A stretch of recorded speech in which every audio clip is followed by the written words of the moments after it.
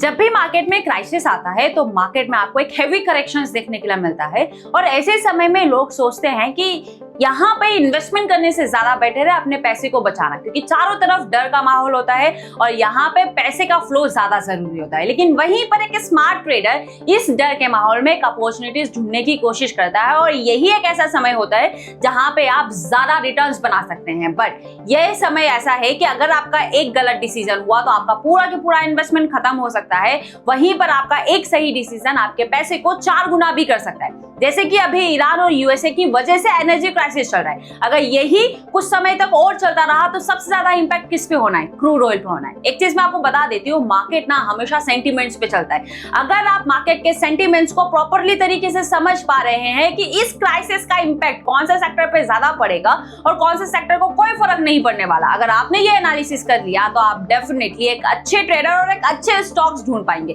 तो हमने कुछ डेटा रिकॉर्ड किया है प्रीवियस क्राइसिस का, वहां पे कुछ पैटर्न्स फाइंड आउट करने की कोशिश कर रहे हैं कि कौन से सेक्टर उस क्राइसिस में अंडर परफॉर्म रहे हैं या कौन से सेक्टर आउट परफॉर्म किए। तो वीडियो को एंड तक जरूर देखेगा। अगर आप मेरे चैनल पे नए हैं तो चैनल को सब्सक्राइब कर लीजिएगा, बेल आइकन प्रेस कर लीजिएगा। हमने सबसे पहले 2008 के क्राइसिस नोट किया है। यहाँ पर ये क्राइसिस लेमन ब्रदर्स के कारण आया था। और डिटेल में जाने की कोशिश करें तो यूएस में रियल एस्टेट में प्रॉपर्टी क्राइसिस हुआ था, यानी कि जिन लोगों ने बैंक से लोन लिया था प्रॉपर्टी पे, अब प्रॉपर्टी के दाम गिरना शुरू हुए तो वो लोग हो चुके थे bank. Our coverage tonight of what's been called the worst financial crisis in modern times. 3 of the 5 biggest investment banks are gone. Major sectors of America's financial system are at risk of shutting down. अब यहाँ पे पैसे का flow कम होने लगा तो FII, DII ने emerging market से अपना पैसा निकालना शुरू कर दिया। तो सबसे ज्यादा इंपैक्ट यहाँ पर आपको रियल एस्टेट पे देखने के लिए मिला। वही निफ्टी भी 50-60% के आसपास करेक्ट हुआ था।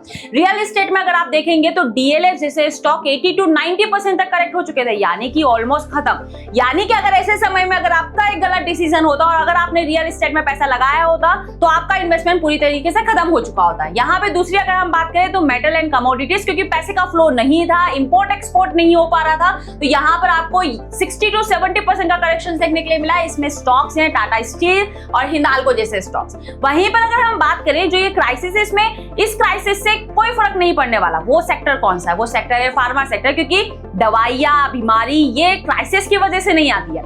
तो बेसिकली इसका इंपैक्ट इसमें कुछ भी आपको देखने के लिए नहीं मिला। लेकिन सवाल ये है, क्योंकि हमको तो पैसा कमाना है, तो सवाल ये है कि इस क्राइसिस में भी किसने अपॉर्चुनिटीज लेने की कोशिश की है। तो सबसे ज्यादा परफॉर्म किया था FMGC सेक्टर, 15-20% का मूव दिया था इस क्राइसिस में। दूसरा सेक्टर है ऑटो, वो भी स्पेशली हीरो होंडा। क्यों हीरो होंडा? बिकॉज ऑफ 2008 में हीरो होंडा ने एक नई बाइक लॉन्च की थी और वो बाइक गांव में उसकी सेल्स बहुत ज्यादा थी, तो उस सेल्स के कारण ये वाला सेक्टर बहुत ही बढ़िया परफॉर्म किया था।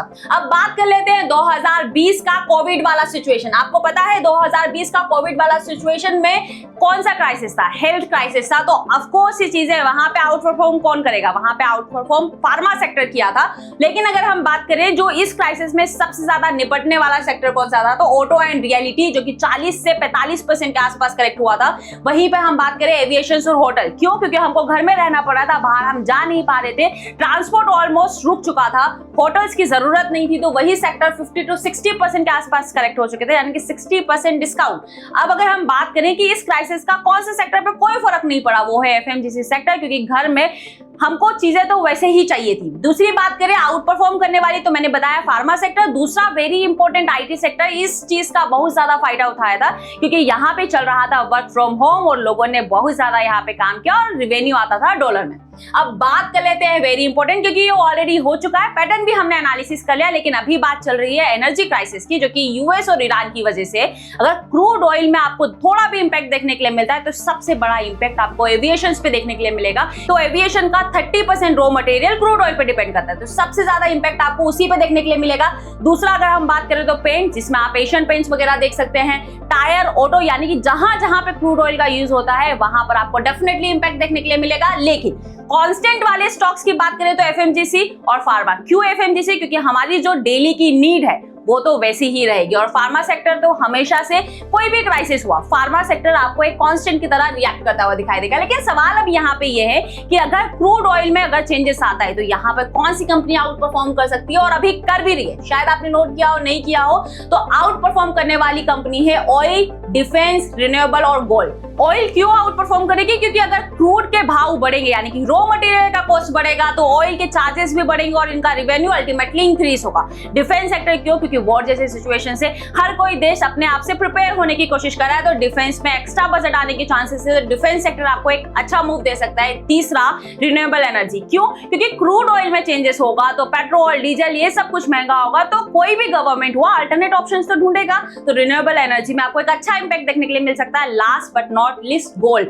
गोल्ड हमेशा से सेफ हेवन रहा है, तो गोल्ड में भी इन्वेस्टमेंट आने की चांसेस है। तो ये रहा, ये प्रोस्पेक्टिव हुआ लॉन्ग टर्म। अगर लंबे समय तक एनर्जी क्राइसिस रहा तो इस तरीके से ये सेक्टर एक अच्छा परफॉर्म कर सकते हैं। लेकिन अगर आप एक शॉर्ट टर्म ट्रेडर है, आप चाह रहे हैं कि अगर इस क्राइसिस में 1-1.5 महीने 2 महीने में ही हमको अच्छे स्टॉक्स भी मिल जाए, अच्छा सेक्टर भी मिल जाए, अगर आप भी चाहते हैं तो कमेंट बॉक्स में बताइए, फिर कुछ ऐसा पैटर्न्स लिया जाएगा और उसी के साथ डेटा के साथ एनालिसिस किया जाए। क्राइसिस का एनालिसिस भी हमने कर लिया, इस क्राइसिस में सेक्टर एनालिसिस भी हमने कर लिया, लेकिन वेरी इंपॉर्टेंट, अब इस सेक्टर में कौन से स्टॉक्स आउट परफॉर्म कर सकते हैं वो कैसे सिलेक्ट करना है, तो उसका वीडियो भी आपको जल्दी ही नेक्स्ट वीडियो में मिल जाएगा। लेकिन अगर अभी तक आपने मेरे व्हाट्सएप चैनल को नहीं सब्सक्राइब किया है तो स्क्रीन पर एक नंबर दिखाई दे रहा होगा, सिंपली इस नंबर पे आप हाई लिखकर भेज सकते हैं। व्हाट्सएप चैनल का लिंक आपको मिल जाएगा जो कि एब्सोल्युटली फ्री है।